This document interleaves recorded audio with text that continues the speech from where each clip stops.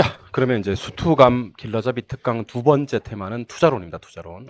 투자론은 일단 지금은 투자론의 아주 복잡한 내용보다는요. 투자론에서 반드시 외워야 될 뭐 공식이라든지 기본 용어 정리 위주로 좀 해야 될 것 같습니다. 뭐 예를 들어 볼게요.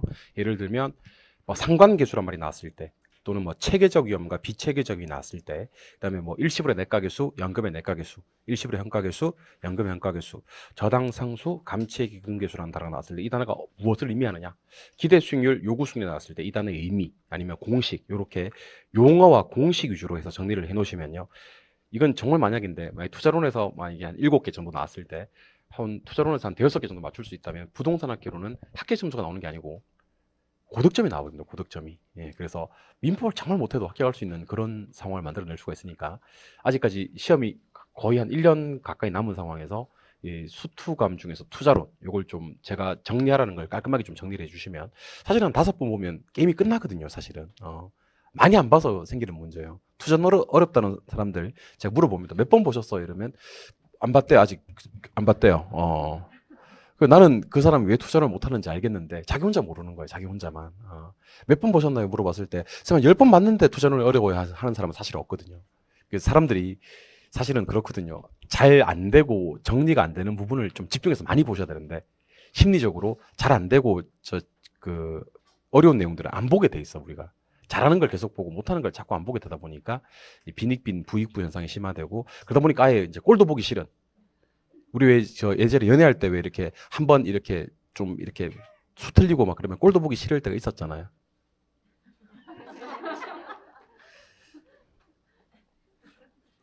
지금도 좋아요? 뭐 다행이고. 아무튼 그래서 생기는 문제가 아닌가. 그럴 때일수록 많이 보고 많이 이렇게 노출을 하시면 극복이 된다라는 얘기를 드려보는 겁니다. 아시겠죠? 예, 출발하겠습니다. 자, 투자론에서는 첫 번째 이제 수익과 위험을 측정할 때, 수익을 측정할 때는 평균과 기대 수익률을 측정을 합니다. 이 기대 수익률이라는 단어를 좀 기억하시면 좋을 것 같고요. 위험은 분산, 표준 편차, 변이 계수인데, 이번 시험에서는 변이 계수라는 것도 잘 해보셨으면 좋겠습니다. 변이 계수는 어쨌든 위험을 측정하는 거기 때문에 수익을 고려한 위험의 크기이고요. 세 개 다 작을수록 좋아요. 어쨌든 위험이니까 작을수록 좋고, 혹시 이 둘의 관계를 묻는다면 이 둘의 관계는요, 비례 관계가 성립을 합니다. 비례는 한 글자로 정, 부호로 플러스, 그래프상에 옮기면 우상향으로 표시가 됩니다. 그래서 이걸 앞에서 제가 왜 결혼생은 수업도 안 했던 것을 끄집고 왔을까라고 생각하실 수가 있는데, 할 때마다 하면 도움이 돼서 그래요. 우리 부동산학 결혼의 비례가 딱 3개밖에 없어요. 몇 개? 3개. 앞에서는 어디서 했냐면 가격과 공급량 사이의 관계가 비례 관계입니다. 가격이 상승하면 공급량은 증가, 가격이 하락하면 공급량은 감소.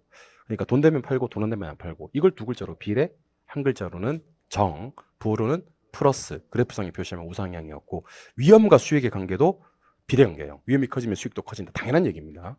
비례, 정, 플러스, 하이 리스크에는 하이 리턴이라고 보시면 됩니다. 이 중에서 계산 문제 하나 준비하고 가겠습니다. 자, 방금 제가 수익을 측정할 때는 기대 수익률로 구한다 그랬는데, 기대 수익률이 시험에 이렇게 나옵니다. 시나리오가 3가지가 준비가 돼요. 경제 환경이 비관적일 때가 있고, 정상적일 때가 있고, 낙관적일 때가 있다. 자, 그리고 확률이 나와요. 수익률이 뜨고. 근데 보통 이제 이렇게 나옵니다. 확률이 20%, 뭐 50%, 30% 이런 식이야. 수익률은 6%, 8%, 13%뭐 이런 식이야. 그럴 때는 이제 여러분들이 계산기로 이 문제를 풀어야 되는데, 풀기 전에 저랑 기대 수익률 표가 나올 거거든요. 이 표 구조를 좀 아실 필요가 있습니다. 저 따라 한번 해보세요. 비정낙. 일단 비정낙입니다. 비정낙. 자, 비관적일 때와 정상적일 때와 낙관적일 때 확률은 3개 더했을 때 무조건 100%가 나와야 됩니다. 몇 퍼? 자, 그럼 보세요. 요거 제가 표시하지 않아도 이거 몇 퍼인지 알 수 있다 없다? 있다. 이 두 개가 70%잖아. 요거 몇 프로다? 30%다. 그럼 만약에 이게 20%, 50%, 60% 넘으면 어떻게? 그렇게 안 나온다는 거. 무조건 비정낙의 확률은 3개 더 있을 때 100% 나와야 된다는 거. 그리고 반드시입니다. 비관적일 때보다는 정상적일 때가 수익률이 높고요. 정상적일 때보다는 낙관적일 때가 수익률이 높습니다. 그럼 얘가 수익률이 제일 낮나? 얘는 6보다는 크고 13보다는 작나? 얘는 8보다 큰가? 그렇게 하시고, 이걸 계산기로 계산하실 때는요, 오늘 계산기 안 가져오신 분들도 계셔서, 네, 오늘은 계산 문제 안 할까요? 오늘 계산 문제 하면 안 돼. 그러면 5시 집에 못 가. 그러면 안 돼. 근데 나 가야 돼. 나 약속 있어요. 그래서 네, 5시 집에 가야 되니까 오늘 계산 문제를 어떻게 풀면 되는지 알려드리겠습니다. 계산기 A씨를 때리고, 자, 잠깐만요. 20 곱하기 6%, 50 곱하기 8%, 그 다음에 30 곱하기 13%에 GT를 눌러주면 돼요. GT를 눌러주면. 계산기가 이렇게 입력하면 됩니다. 그래서 여러분들, 퍼센트 2개 곱하는 거, 계산기 어떻게 입력하냐면, 저 따라 한번 해보세요. 숫자 곱하기 숫자 시작. 그 퍼센트 2개를 계산기에 입력할 때는요, 숫자 퍼센트 곱하기 숫자 퍼센트를 할 필요가 없어요. 그 시간도 아끼자는 거야.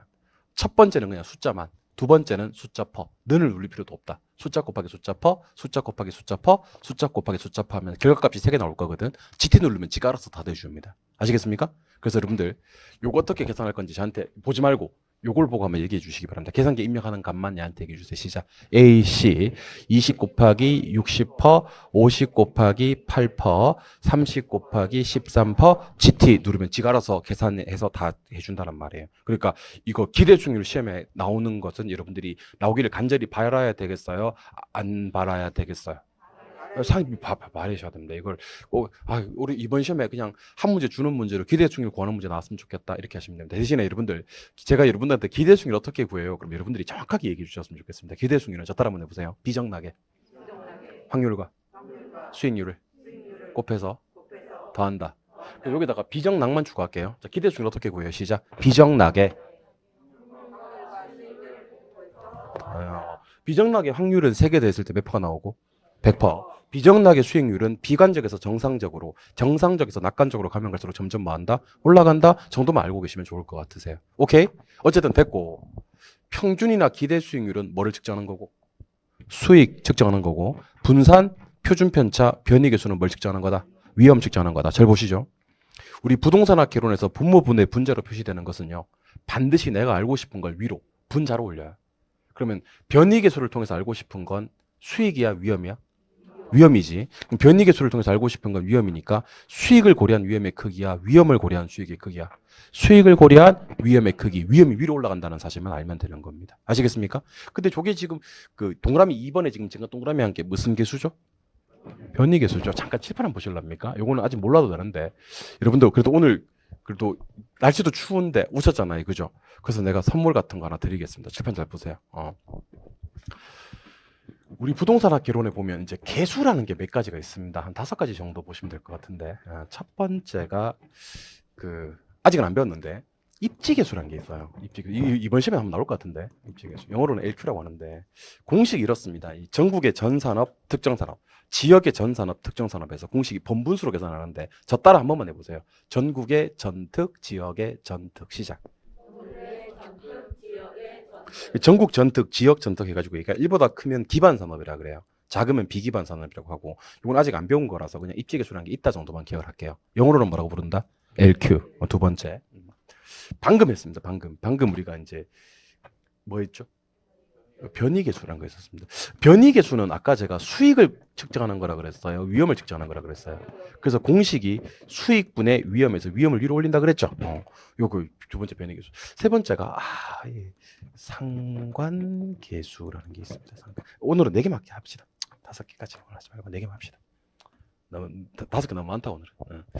상관계수. 상관계수는 좀 이따 배울 건데요. 1인 경우가 1보다 작은 경우가 있거든요. 1일 때는 효과가 없어요. 포트폴리오 효과가. 1보다 작아야지 효과가 있어요. 1보다 작은 게 몇 개? 3개. 1보다 작은 건 또다시 플러스인 경우와 마이너스인 경우와 마이너스 1인 경우를 정리하거든요. 플러스일 때는 효과가 있는데 좀 작아. 1일 때는 효과가 없고 플러스일 때는 효과가 작다니까. 마이너스일 때는 효과가 크고 마이너스일 때는 효과가 최대. 요거는 이제 뭘 측정하는 거냐면 포트폴리오 효과를 측정하는 것이 바로 상관계수가 됩니다. 마지막으로 유명하죠. 유명합니다. N년 후에 특정 금액을 만들기 위해서 불입하는 금액을 구하는 계수가 있단 말이야. 다시 N년 후에 특정 금액을 만들기 위해서 불입하는 금액을 구하는 계수가 있단 말이야. 우리 사실은 누구랑 누가 유명하냐면요. 감채기금계수와 저당상수가 유명한데 솔직히 말씀드리면 좀 더 유명한 건 저당상수입니다. 원리금 균등 상환 방식으로 일정액을 차입하고 상환에 나는 원리금을 구하는 공식이 저당상수고요.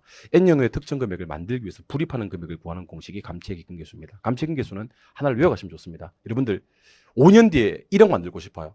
그러면 지금부터 얼마씩 불입해 나가면 1억 만들 수 있을까? 1억 곱하기 감채기인계수 되면 돼요. 1억 곱하기 감채기인계수. 그러면 얼마씩 불입해 나가야 될지를 알게 된 겁니다. 감채기인계수는 만드는 금액이 궁금한 거야? 불입하는 금액이 궁금한 거야? 불입하는 금액이 궁금한 거지. 만들기 위해서 불입하는 금액 궁금할 때 쓰는 공식이 감채기근계수입니다. 그래서 원래는 5개 있는데 오늘은 4개만 한번 내봅시다. 우리 부동산학 개론 통틀어서 나오는 4대 계수를 얘기해 주시기 바랍니다. 제가 도와드릴게요. 전국의 전특, 지역의 전특에서 1보다 크면 기반산업, 작으면 비기반산업을 나타내는 이 계수의 이름은? 잘하셨습니다. 영어로는? LQ. 수익을 고려한 위험의 크기라고 해서 위험을 측정하는 지표를 나타내는 계수의 이름은? 변이계수. 포트폴리오 효과를 나타내는 이 계수의 이름은? 상관계수. N년 후의 특정 금액을 만들기 위해서 불입하는 금액을 구하는 이 계수의 이름은? 감채기금계수. 우리 부동산학 개론의 4대 계수를 알고 계시면 좋겠습니다. 되셨습니까? 좋습니다. 이번에는 총위험. 이건 나옵니다, 시험에. 나오는지 안 나오는지 시험장 가서 한번 확인해 보시기 바랍니다. 총위험은 체계적 위험과 비체계적 위험의 합으로 구성이 됩니다. 체계적 위험은 피할 수 없는 위험이에요. 모든 부동산에 영향을 미치고요. 인플레, 이자율, 경기 변동 등의 위험을 체계적 위험이라고 합니다. 비체계적 위험은 피할 수 있는 거예요. 개별 부동산에 영향을 미치는 것으로서 근로자의 파업, 영업 경비의 변동, 법적 소송 문제가 됩니다. 자, 지금부터 제가 한 얘기 잘 들어보시기 바랍니다. 총위험 줄일 수 있다. 줄일 수 있다. OX. 줄일 수 있어요. 비체계적임 줄일 수 있다. OX. 줄일 수 있어요. 근데 체계적임 줄일 수 있다. OX. X. 이건 못 줄여요. 그러니까 줄일 수 있는 위험은 2개예요. 무슨 위험과 무슨 위험? 총위험과 비체계적 위험. 하지만 체계적이면 줄일 수가 없고 심지어 좀 이따 배우시겠지만 상관계수 들어본 적 있나요? 마이너스 1인 경우는요. 방금 제가 소개해드렸던 비체계적 위험은 제로까지 만들어낼 수도 있습니다. 그럼 비체계적 위험은 뭐 할 수도 있고 줄일 수도 있고 심지어 뭐를 만들 수도 있다. 제로까지 만들 수도 있어요. 그런데 체계적 위험은 뭐 할 수는 있지만 줄일 수는 있지만 제로까지 만들지는 못합니다. 왜냐하면 뭐는 제로까지 만들어지지만 비체계적임은 제로까지 만들어지지만 체계적임은 하나도 줄일 수가 없으니까 총위험을 제로까지 만들지는 못해. 그래서 이렇게 공부합시다. 체계적임은 건들지 말라니까. 얘는 줄일 수도 없고 제로까지 만드는 건 더더군다나 안 되고. 맞아요? 비체계적임은 프리합니다. 프리. 줄일 수도 있고 제로까지 만들 수도 있고. 그 총위험의 문제네. 총위험은 말 수는 있지만 줄일 수는 있지만 제로까지 만들 수는 없다. 이유는 무슨 힘이 하나도 안 주니까. 체계적 힘이 하나도 안 주니까. 하실 수 있겠습니까? 이거 가지고 문제 많이 만들어요. 그래서 총위험은 무슨 위험과 무슨 위험의 합이다? 체계적 위험과 비체계적 위험의 합이다. 총위험은 줄일 수는 있지만 제로까지 만들 수는 없고 비체계적 위험은 줄일 수도 있고 상관계수가 마이너스 1인 경우에는 제로까지 만들 수도 있다. 하실 수 있겠습니까? 좋습니까? 두 번째, 수익률입니다. 우리 부동산학 개론의 수익률은요. 기대 수익률과 요구 수익률이 있는데 이걸 좀 아셔야 됩니다. 기대 수익률은 무슨 수익률에? 예상 수익률의 내부 수익률입니다. 이거 아셔야 됩니다. 기대 수익률은 무슨 수익률에? 예상 수익률의 내부 수익률입니다. 혹시 몰라서 묻는 거니까 너무 기분 나빠지 마시고 저한테 얘기해 주시기 바랍니다. 혹시 몰라서 묻는 겁니다. 너무 기분 나빠지 마시고 대답해 주시기 바랍니다. 기대 수익률 어떻게 구해요? 비정락의 확률과 수익률을 곱해서 더한다. 다시 할게요. 기분 나빠하기는커녕 모르네. 다시 합니다. 방금 했던 거라서 그래요. 기대 수익률은 어떻게 구합니까? 비정락의 확률과 수익률을 곱해서 더합니다. 계산기 입력할 때는 어떻게 하죠? 시작. AC 숫자 곱하기 숫자 퍼를 몇 번 한 다음에 3번 한 다음에 GT를 눌러줘서 구한다. 맞아요? 그럼 이제는 우리 기대 수익률을 어떻게 구하는지 공식은 아니까 요구 수익률을 어떻게 구하는지를 아셔야 되는데 잠깐만 잘 보세요. 요구 수익률은요. 동의어가 최소 수익률의 기회비용이에요. 최소한 보장받을 수 있는 수익률이 무슨 수익률? 요구 수익률. 요구 수익률은 항상 포기되기 때문에 뭐라고 그런다? 기회비용. 특히 여러분들 요구 수익률이 기회비용이라는 건 반드시 암기가 되셔야 됩니다. 그래서 암기하는 방법입니다. 무슨 수익률은? 요구 수익률은 뭐가 되는 거예요? 기회비용이 되는 거예요. 오케이? 그래서 요구 수익률은 기회비용이에요. 이렇게 암기하시면 돼요. 요구 수익 뭐는요? 요구 수익률은 항상 뭐가 되는 거예요? 기회비용이에요. 이렇게 여기요? 이렇게 하시면 돼요. 여기요? 요구 수익률이 뭐예요? 기회비용이에요? 이렇게 하시면 돼요. 여러분들 이제 물을게요. 요구 수익률은 뭐예요? 어떻게 암기해요? 기억하시면 좋겠습니다. 여기요 보고 있나? 여기요? 보고 있나? 이거 앞 광고 이런 거 기다리고 있습니다. 근데 조만간에 광고 하나 들어올 것 같아. 내가 지금 다이소랑 요기요 이런 거 많이 밀고 있거든. 하여튼 공인중개사 공부하시는 분들이 전국 어떤 각양각색 쿠팡도 밀고 있어. 쿠팡. 3개 중에 하나만 들어오면 여러분들 혹시 제가 여러분들한테 그 피자를 쏜다 그러면 요교에서 협찬 들어온 겁니다. 어? 갑자기 막 기아펜을 막 쏜다 그러면 쿠팡에서 협찬 들어온 겁니다. 내가 혼자 다 먹으면 절대로 난 딴 돈의 반만 가져갑니다. 아시겠죠? 예. 제가 막 이렇게 저기 계산기를 막 쏜다 그러면 다이소에서 저기 협찬이 들어온 겁니다. 저는 다 가져가지 않습니다. 딴 돈의 반만 가져갑니다. 요기요 보고 있나? 요구 수익률은 기회비용이에요. 이렇게 완전 저기 배달의 민족이나 쿠팡이 지은 거 완전 쓰레기야. 요구 수익률에 요기요에 다 배달을 해주시면 좋을 것 같습니다. 요기 화이팅! 요구 수익률은 기회비용이에요. 이렇게 기억을 하셨으면 좋겠습니다. 아시겠죠? 예. 마케팅 팀에서 봐야 되는데. 요구 수익률은 기회비용이에요. 그래서 앞으로 항상 머릿속에 예상 수익률의 내부 수익률은 기대 수익률이고요. 최소 수익률의 기회비용이 되는 수익률은 요구 수익률입니다. 투자를 할 때는 기대 수익률이 요구 수익률보다 클 때 투자를 하는데 요거를 암기하셔야 됩니다. 여러분, 요거는 오늘 내로. 요구 수익률을 구하는 공식은 시간에 대한 대가인 무위험률에다가 위험에 대한 대가인 위험 할증률의 합으로 구성이 됩니다. 저는 저한테 결혼 배우신 분들이 이렇게 했으면 좋겠어요. 제가 여러분들한테 기대 수익률 어떻게 구해요? 이렇게 물었을 때 남들 눈 깜빡깜빡할 때 혹시 기대 수익률은 비정락의 확률과 수익률을 곱해서 더해서 구하잖아요. 이렇게 해주시면 좋을 것 같고 요구 수익률은 어떻게 구합니까? 그러면 시간에 대한 대가인 무위험률에다가 위험에 대한 대가인 위험 할증률의 합으로 구성이 되잖아요. 이거 얘기해 주시면 참 좋겠습니다, 여러분들.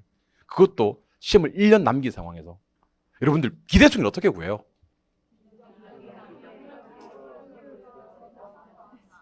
그렇게 구해요? 요구 수익률은 어떻게 구해요? 시간 대가인 무위험률에다가 위험 대가인 위험 할증률을 더해서 그러니까 어떻게 공부하시면 제일 좋으냐면 그 기대 수익률은 곱하기도 있고 더하기도 있어요.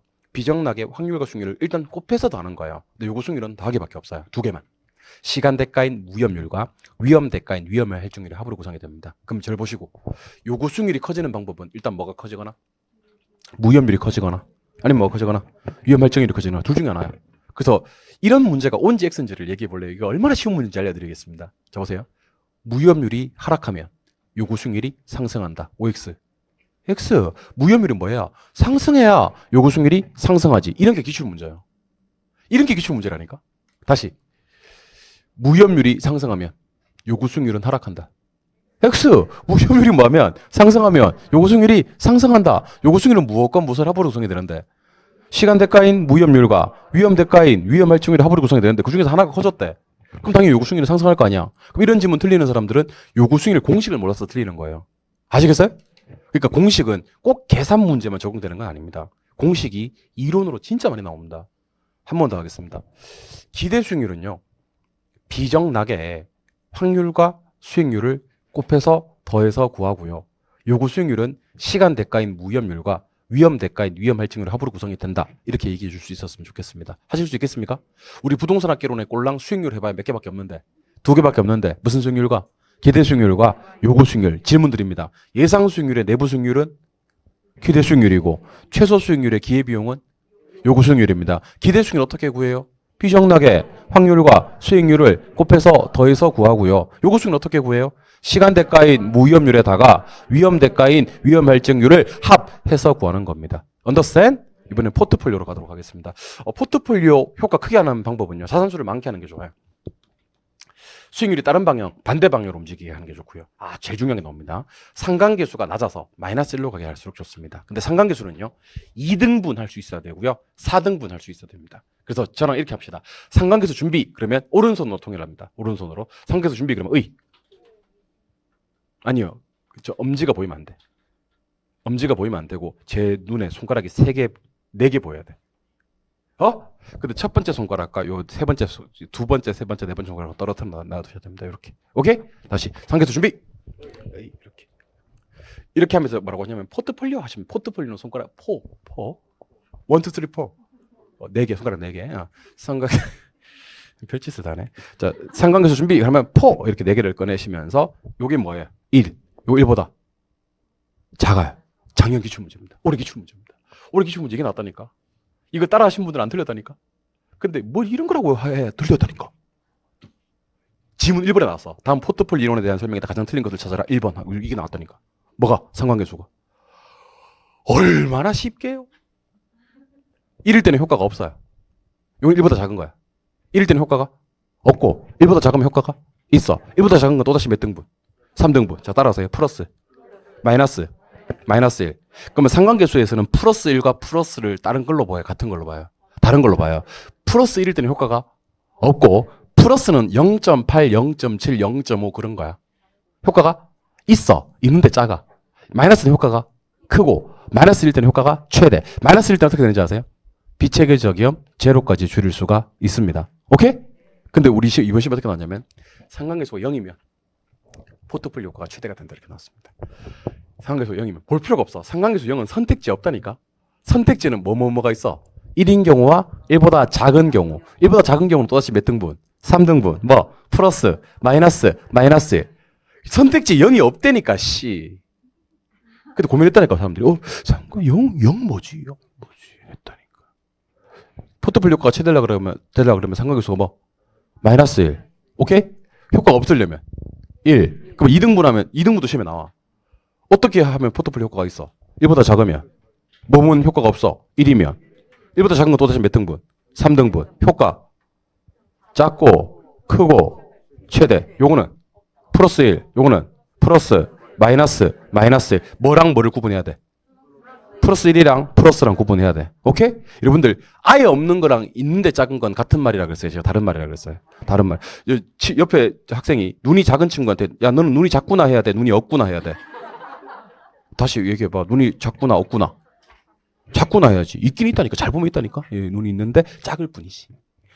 혹시 콧대가 좀 낮은 사람한테는, 야, 너 코가 왜 이렇게 없어? 그래야 돼. 코가 작아? 그래야 돼. 작다고 해야 돼. 키가 작은 사람한테, 넌 키가 작다 해야 돼. 키가 없다 해야 돼. 머리 숱이, 그만할게요. 아무튼, 상관계수는 뭐인 경우와? 1인 경우와 1보다 작은 경우. 1보다 작은 경우는 또다시 몇 등분? 3등분. 그래서 이걸 이렇게 하는 거야. 1하고 1보다 작은 거, 이렇게. 1일 때는 효과 없고요. 1보다 작을 때는 효과가 일단 있어요. 효과가 있는데 플러스일 때는 효과가 작고 마이너스일 때는 효과가 크고 마이너스일 때는 효과가 최대. 이게 상관계수입니다. 상관계수 기억해 놓으시기 바랍니다. 상관계수는 숫자 2개로 얘기하면 뭐인 경우와 뭐인 경우? 1인 경우와 1보다 작은 경우. 숫자 3개로 얘기하면 4개로 얘기하면 뭐? 1 플러스 마이너스 마이너스 1. 상관계수 준비.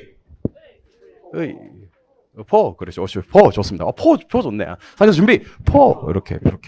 요거 안 되는 사람 왜 안 된다 그랬어요? 뼈가 굳었어. 그래. 뼈가 굳었어. 이거 안 되는 사람 있어. 근데 지금까지 3사람 발견했거든. 안 돼. 그래서 내가 어떤 걸 봤냐면 연필을 끼워놓고 막 이러더라고. 마음에 안 죽는 줄 알았어요. 막 이래가지고 이거 안 돼가지고 이게 안 되더라고. 안 되는 사람이 있더라고. 뼈가 굳어가지고. 응? 한 살이라도 젊을 때 합격하시기 바랍니다. 나이 더 들면 잘 안 된다 이거. 아시겠어요? 상계수 준비. 네, 이렇게. 근데 우리 종로 쌤 6명 얘기하면 분명히 안 되는 쌤 한두 명. 내 유력한 사람 한 사람 있긴 한데 안 되는 사람 분명히 있을 것 같아요. 요거 상관계수 기억하셔야 됩니다. 아시겠죠? 네, 오케이. 내가 이성원이라고 안 했는데 누가 이성원 하는 거야? 나 아무 말도 안 했어 나는. 자 이번에 나 이성원 안 했어요. 잠깐만. 그래서 한번 볼까요? 이거 봐요. 이 중에서 우리 2개 했단 말이야. 수익을 고려한 위험의 크기가 무슨 계수? 변이계수. 포트폴리오 효과를 나타내는 계수. 상관계수. 이렇게 하시는 겁니다. 하실 수 있겠죠? 예, 오케이. 이번에는 포트폴리오로 갑니다. 자, 평균분산 지배원리입니다. 자, 평균분산 지배원리. 저한테 대답해 주셔야 됩니다. 동일 수익일 때는 무슨 위험이 좋아요? 낮은 위험이 좋아요? 동일 위험일 때는 무슨 수익이 좋아요? 높은 수익이 좋아요? 그럼 여러분들은 뭐를 투자하시면 안 되고 동일 수익일 때 높은 위험에 투자하거나 낮은 수익에 투자하면 안 되고 동일 수익일 때는 무슨 위험에? 낮은 위험에. 동일 위험일 때는 높은 수익에. 이런 걸 갖다가 자 따라하세요. 효율적 포트폴리오 시작. 자, 효율적 포트폴리오는 선일까요? 점일까요? 내가 안 되겠다 써야 되겠다. 효율적 포트폴리오 뭐야? 점이에요. 근데 방금 제가 구성했던 효율적 포트폴리오가 지금 2개 있잖아, 그렇지? 걔들을 다 모이게 하는 거예요. 집합시키는 거예요. 그러면 이게 점을 집합시킨 걸 효율적 뭐라고 한다? 선. 영어로 이걸 효율적 뭐라고 한다? 프론티어. 모양 어떤 모양? 우상향. 우상향 어떨 때 쓴다? 비례일 때 쓴다. 그래서 여러분들 지금부터 저랑 평균분산 지배원리를 한번 해보려고 하는데 여러분들 저한테 한번 도와주시겠습니까? 평균분산 지배원리는 저한테 이렇게 얘기해 주시면 됩니다. 자, 따라하세요. 같은 값이면 천천히 얘기하셔도 돼요. 같은 값이면 위험은 몇 개 좋아? 낮은 게 좋아? 같은 값이면 수익은? 같은 값이면 위험은 하시면 되고요. 같은 값이면 수익은 하시면 됩니다. 천천히 대답해 주세요. 같은 값이면 위험은 많은 게 좋고 낮은 게 좋고 같은 값이면 수익은? 그럼 방금 얘기했던 두 개. 같은 값일 때 위험 낮은 거 하고 같은 값일 때 수익 높은 거 하고 이 두 개를 뭐라 부른다? 효율적 포트폴리오라고 하는 거예요. 효율적 포트폴리오는 뭐다? 점이다. 이 점을 집합시키면 선이 나오겠지. 이 선의 이름이 효율적 전선. 효율적 전선할 때 전자가 무슨 전자인지 아세요? 맨 앞장서 있는 놈들이에요. 맨 앞장서 있는 놈들. 맨 앞장서 있는 놈들을 유식한 말로 말하고 혼자 알려드리겠습니다. 맨 앞장서 있는 놈들을 유식한 말로 개척자, 선구자 그래요. 그래요. 맨 앞장서 있는 뭐라고요? 개척자, 선구자. 개척자, 선구자는 영어로 뭐라고 하냐면요. 파이오니어, 그리고 프론티어라고 해요. 뭐라고 한다고요? 프론티어. 그러니까 뭐 개척자 정신, 프론티어 정신 뭐 이렇게 얘기를 합니다. 그러니까 맨 앞장서 있는 놈들을 효율적 프론티어라고 하고 얘들은 효율적 포트폴리오들을 집합시킨 겁니다. 마음에 준비하시고 출발합니다. 자, 잘 봐요. 이 재밌습니다, 이거. 세로축은 수익이고요. 가로축은 위험입니다. 자, 10, 20, 20, 30입니다. 점 두 개. 지금 점 두 개 보이시나요? A하고 Z입니다. A하고 Z는 동일한 수익입니까? 동일한 위험입니까? 그러면 동일한 수익입니다. 얘 수익 얼마예요? 얘도 수익이 10입니다. 맞아요? 그러면 같은 수익일 때는 위험이 큰 게 좋아요? 작은 게 좋아요? 그럼 누가 위험이 작아요? A가 위험이 작아요? 그럼 A가 Z를 지배하겠네? 그럼 A를 뭐라 불러요? 효율적 포트폴리오라고 하는 겁니다. 포트폴리오. 점이니까. 그럼 이번에는 C하고 Z. 좀 잘못 찍었다. 오케이. C하고 Z는, 자, C가 위험이 얼마죠? 30. Z도 위험이 얼마죠? 30. 그럼 C하고 Z는 동일한 뭐지? 위험입니다. 맞아요? 동일한 위험일 때는 수익이 낮은 게 좋아? 높은 게 좋아? 그러면 C가 뭐지? 효율적 포트폴리오가 됩니다. 그러면 지금 점 두 개 보이십니까? 무슨 점과? A점과 C점을, 자, 잠깐 봐봐. 이거 갖다가 자, 여기다 쓸게. 효율적, 뭐라고 한다고? 포트폴리오라고 한다고. 자꾸 선이래. 자, 효율적 포트폴리오. 성격도 급하지. 이게 점이라니까, 점. 맞아요? 효율적 포트폴리오라고 합니다. 그럼 효율적 포트폴리오를 구할 때는요, 그러지 말고 이렇게 하시면 돼요. 자, 천천히 얘기하세요. 같은 값이면 위험은 많은 게 좋아? 그 생각나는 대로 대답하시면 돼. 같은 값일 때 위험은 낮은 게 좋아? 같은 값일 때 수익은 높은 게 좋아? 아니, 생각 안 해도 돼. 그러면 생각하지 마. 같은 값이면 위험은 많은 게 좋고, 낮은 게 좋고, 같은 값이면 수익은 높은 게 좋아. 그럼 같은 값일 때 위험 낮은 거랑 같은 값일 때 수익 높은 걸 뭐라 부른다? 효율적 포트폴리오. 효율적 포트폴리오는 두 개밖에 없겠어? 무수히 많겠어? 무수히 많겠지. 효율적 포트폴리오들만 쭉 연결한다니까. 하면 지금 이 안에는 무수히 많은 점들이 있을 거 아니야, 그치? 이 점들을 효율적 전선이라고 한다니까. 근데 전자가 무슨 전자라고? 앞전자라고. 맨 앞에 있는 놈들을 유식한 말로 뭐라고 한다고요? 개척자, 선구자. 영어로는 효율적 프론티어라고 한다. 효율적 전선의 모양은 어떤 모양이지? 우상향은 어떨 때 쓰는 말이지? 비례할 때 뭐하고 비례하지? 위험과 수익. 자, 요만큼의 수익을 얻기 위해서는 요만큼의 위험만 감소도 되지만 얻고자 하는 수익이 이만큼이면 부담해야 될 위험도 이만큼이니까 얻고자 하는 수익이 많으면 커지면 부담해야 될 위험도 커진다. 여러분들 보수적인 투자자들은 낮은 수익이 낮은 힘에서 투자하는 사람들 맞아요? 공격적인 투자들은 높은 수익이 높은 힘에서 투자하는 사람들 맞아요? 이때 여러분들 자 따라해보세요. 무차별 곡선. 자, 무차별 곡선은 자, 볼록이 중요한데요. 아래로 볼록이라 그래요. 어떻게 볼록? 자, 그러면 보세요. 요건 무차별 곡선 맞나? 이게 왜 무차별 곡선 맞아요? 아래로 볼록하니까. 요거 무차별 곡선 맞나? 이게 왜 무차별 곡선이에요? 아래로 볼록하니까. 근데 무차별 곡선은 아래로 써볼게. 요게 무차별 곡선입니다. 근데 무차별 곡선이 자 보세요. 보수적인 투자자는 희열이잖아. 공격적인 투자들은 높은 수익 높은 위험이니까 오브데얼이잖아. 그러니까 보수적 투자들의 무차별 곡선은 접하는 면을 보니까 기울기가 어떻네? 가파르네. 공격적인 투자들은 자기 집도 아니고 엄청 편하게 누워있네. 기울기가 완만합니다. 이때 최적의 포트폴리오는 보수적인 투자자들의 최적은 요점이고요. 공격적인 투자들의 최적의 포트폴리오 요점입니다. 최적의 포트폴리오는 선 두 개, 먼 선과 효율적 전선과 뭐가? 무차별 곡선이 많은 점, 접하는 점이라 그래. 이걸 접점이라 그래요. 만나는 그러면 안 돼. 접하는이라고 해야 돼. 많은 점, 접하는 점이 최적의 포트폴리오가 되는 겁니다. 아시겠습니까? 그럼 저한테 천천히 대답하세요. 같은 값일 때 위험 많은 거랑 낮은 거랑 같은 값일 때 수익 높은 걸 뭐라 부른다? 효율적 포트폴리오고 얘들은 무슨 상태다? 점 상태다. 얘들을 집합시키면 효율적 영어로는 개척적, 효율적, 프론티어. 모양은 우상향. 의미는 위험과 수익이 비례한다. 투자들의 무차별 곡선이 여기서 이렇게 아래로 볼록할 거 아니에요, 그지? 근데 보수적인 투자들은 여기서 아래로 볼록하니까 귤기가 어떻고 가파르고, 공격적 투자들은 저기서 이렇게 저기 아래로 볼록하니까 귤기가. 최적의 포트폴리오는 두 선, 먼 선과 효율적 전선과 무차별 곡선이 접하는 점이 최적의 포트폴리오다. 그런 뜻입니다. 이해하셨습니까? 자, 그럼 저를 한번 보시고요. 같은 값일 때 위험 많은 거랑 낮은 거랑 같은 값일 때 수익 높은 걸 일단 뭐라 부른다? 무슨 상태다? 근데 방금 제가 얘기했던 효율적 포트폴리오를 집합시킨 걸 뭐라 부른다? 효율적 전선. 영어로는 효율적. 모양은? 의미는 위험과 수익이. 무차별 곡선은 어떻게 볼록한데? 아래로 볼록한데, 위험 회피도가 큰 보수적 투자들의 무차별 곡선의 기울기는 이쪽이니까 기울기가 뭐하고 가파르고, 위험 회피도가 작은 공격적 투자들은 저쪽에서 접하니까 기울기가 뭐더라? 완만하더라. 최적의 포트폴리오는 이 두 선, 효율적 전선과 무차별 곡선이 많은 점에서 접하는 점에서, 교차하는 점이 아닙니다. 접하는 점에서 최적의 포트폴리오 결정이 됩니다. 제가 자꾸 왜 만난다는 말을 틀렸다고 얘기를 하냐면, 나중에 이제 이런 걸 공부하면, 지금 몰라도 되는데, 이렇게 요점 보이십니까?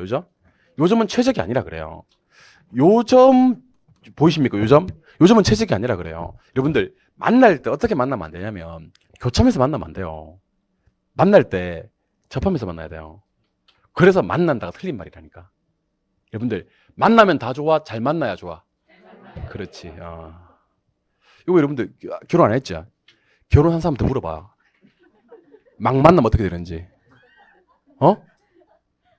절단 난다니까. 뭐 하면서 만나야 되냐면 접하면서 만나야 됩니다. 교차하면서 만나면 절단 최적이 아니라니까. 어디 지금 다른 데서 나와 접했을 사람은 잘 살고 있다니까. 교차하면서 만나면 안 된다니까. 만나는 게 중요해. 잘 만나는 게 중요해. 잘 만나려면 접하면서 만나야 됩니다. 아시겠습니까? 특히 아직 결혼 안 한 사람들은 잘 들으셔야 됩니다. 막 만나면 안 된다는 거. 특히 어떻게 만나면 절단 난다는 거. 교차하면서 만나면 절단 난다는 거. 만날 때 어떻게 만나야지? 접하면서 만나야지 최적이 된다는 걸 기억하시기 바랍니다. 자꾸 만난다 하지 말고 어떻게 만나야 되는지를 아셔야 됩니다. 접하면서 만나야 된다. 그래서 이걸 갖다가 한번 저랑 그려볼까? 누가 누굴 지배해? 얘가 얘를 지배해? 또 누가 누굴 지배해? 얘가 얘를 지배해? 그럼 같은 값일 때 위험 뭐한 거랑 낮은 거랑 같은 값일 때 수익 뭐라 불러? 효율적 포트폴리오라고 불러. 효율적 포트폴리오. 포트폴리오는 점이지? 연결하면 효율적 전선, 효율적 프론티어. 모양은 우상이야. 보수적이면 어디 이쪽이지? 이쪽인가? 공격적이면 이쪽인가? 그 무차별 구조는 어떻게 볼록하지? 아래로 볼록한가? 그 여기 보니까 기울기가 어때? 가파르고 여기는 기울기가? 이것도 시험에 나와. 보수적 투자들의 무차별 곡선의 기울기가 어떤지가 나온다니까. 공격적 투자들의 무차별 곡선의 기울기가 어떤지가 나오고. 그리고 선 두 개. 무슨 선과?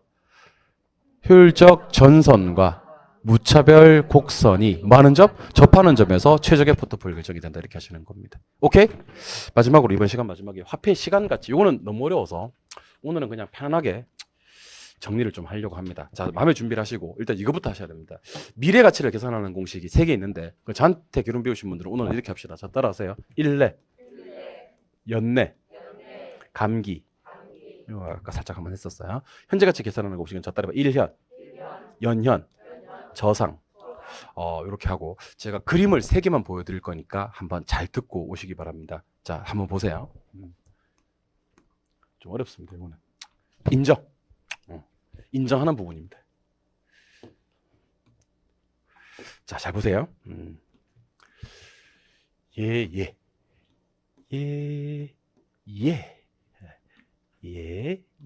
이렇게 하고 출발합니다. 자, 요 놈을 n년으로 보내. 얼마가 될까? 이때 이제 써먹는 공식이 요돈 곱하기 1시분의 내가계수 그래요. 그럼 1시분의 내가계수는요. 돈 한 놈, 여러 놈. 한 놈을 n년으로 보내는 거야. 이번에는 출발을 미래에서 합니다. 미래에 있는 돈 한 놈을 현재로 땡겨와. 그럼 이때 얼마가 될까? 그럼 이돈 곱하기 1시분의 현가계수 드립니다. 1현 이렇게 하시면 돼. 자, 그래서 정리합니다. 한 놈 보내면 뭐? 1내. 한 놈 땡겨오면 1이야. 이렇게 합니다. 이번에는 요 돈을 n년으로 보내는 겁니다. 그리고 이때는 연내 그래.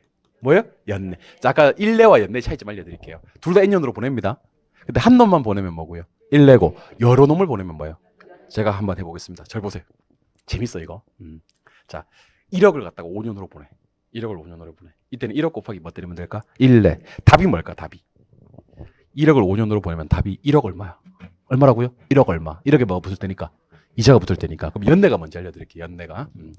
매년 1억씩 불입해. 매년. 올해 얼마? 그 다음. 그리고 5년 뒤에 찾는 거야, 이거. 그럼 답은 얼마가 었어? 5억 얼마겠지. 왜냐면 원금은 5억 들어갔잖아. 그러니까 여러분 일내와 연내는 완벽하게 다른 공식입니다.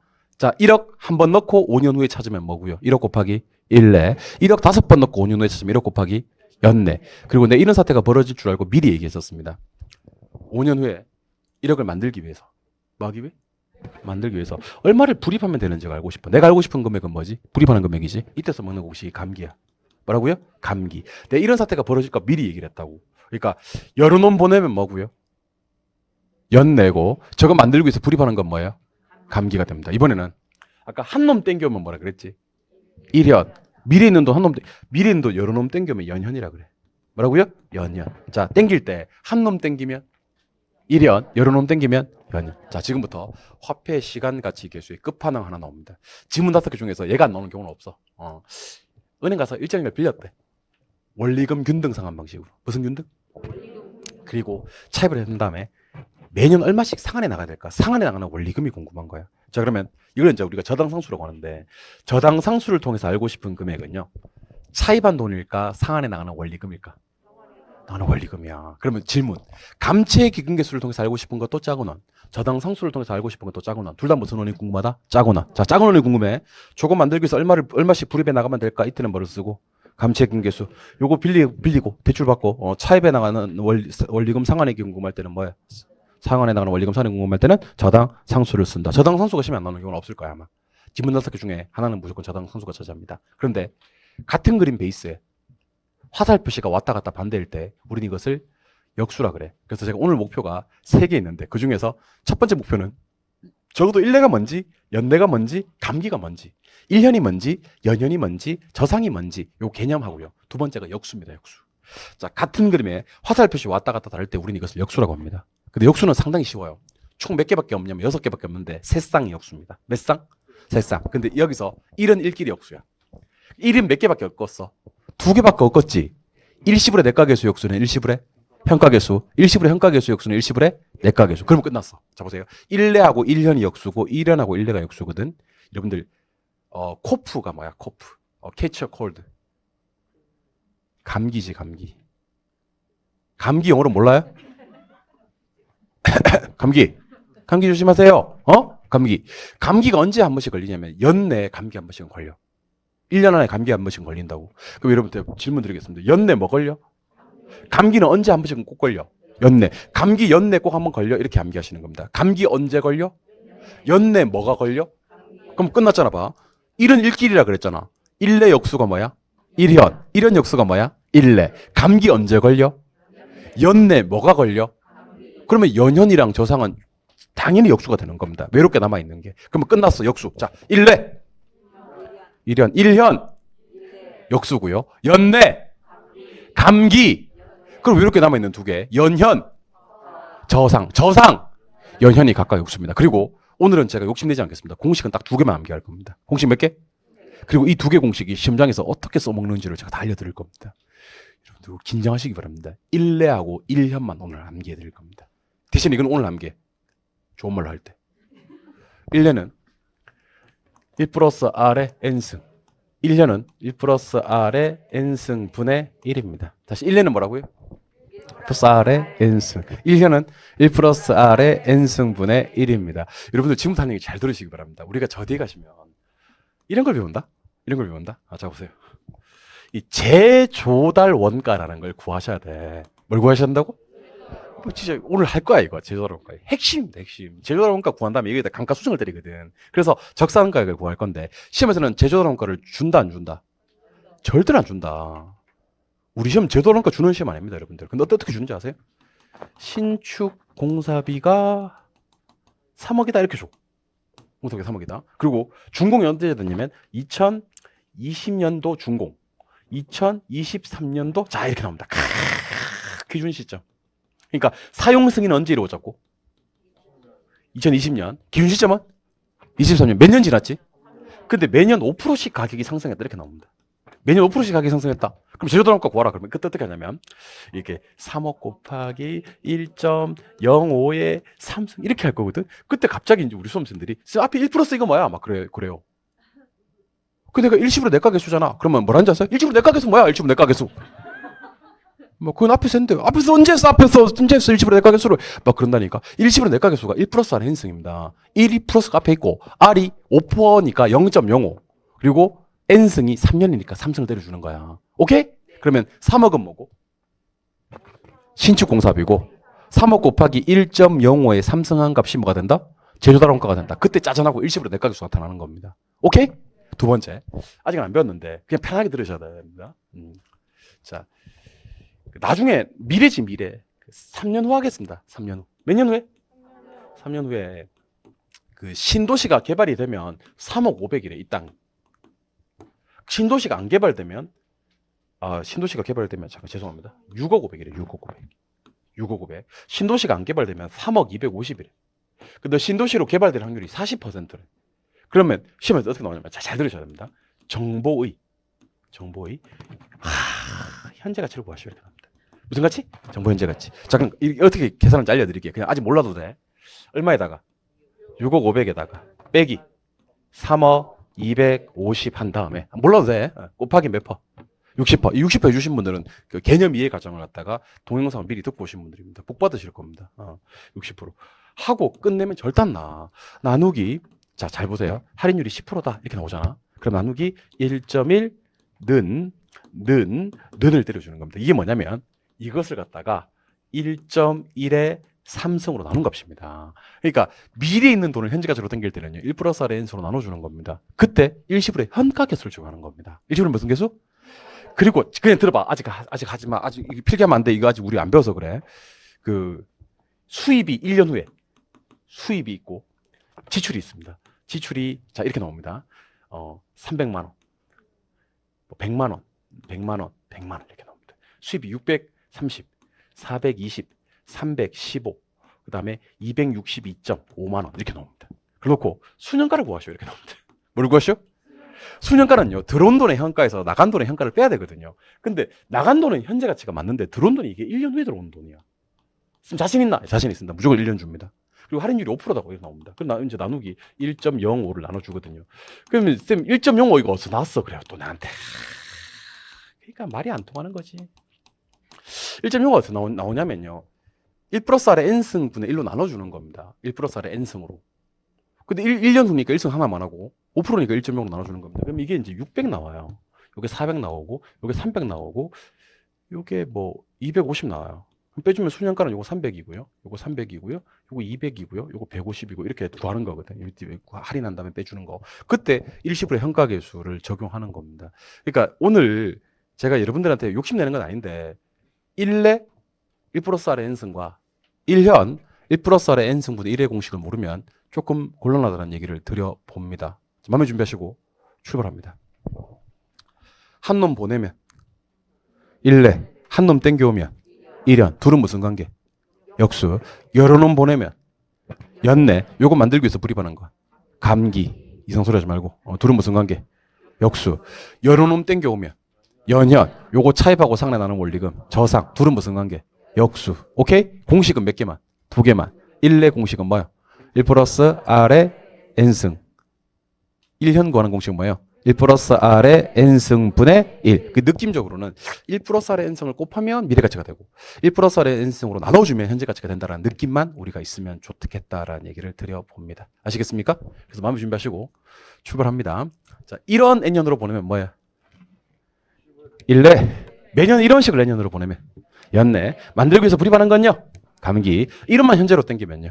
1년 매년 이런 식을 전부 다 현재로 땡기면요? 연년 돈을 차입한 다음에 상환하는 원리금은요? 저상. 역수관계 한번 해보죠. 1내 연내 연현 저상 감기 1내 역수가 됩니다. 공식은 몇 개만? 두 개만. 요거 하고 두 개만 암기를 하시면 좋을 것 같습니다. 오늘 너무 깊게 들어가지 마시고 1원을 N년으로 보낼 때랑 매년 1원을 N년으로 보낼 때랑 1원만 현재로 땡겨올 때랑 매년 1원을 현재로 땡겨올 때랑 만들기 위해서 불입하는 거랑 차입하고 상환하는 원리금이랑 어떤 건지 역수관계 1내 1연 연내 감기 연연 저상 공식 두 개 1내 1 플러스 R의 N승 1연 1 플러스 R의 N승 분의 1 사실은 여기다가 이제 추가를 할 때 나중에는 이거 두 개 추가하거든요. 연내 공식하고 연연 공식도 제가 암기를 시킬 거예요. 근데 오늘은 좀 걸음마도 못하는 상황에서 뛰게 하면 다치거든요. 부상을 입으면 또 트라우마 때문에 안 뛰더라고. 그래서 부상이 입지 않은 선에서 이 정도로 마무리를 하려고 합니다. 아시겠죠? 예. 좀 쉬셨다가 투자론 두 번째. 어려운 거 나옵니다. 현금 수지의 측정과 부동산 투자 분석 기법. 이제 점심 먹기 전에 마지막으로 지금 점심 먹는다는 얘기가 아니야. 진짜 밥 먹으러 간 사람이 있어요. 지금 1시간 더 하고 점심 먹을 거예요. 요거 점심 먹기 전에 마지막으로 요거까지 하고 식사를 하도록 하겠습니다. 쉬겠습니다.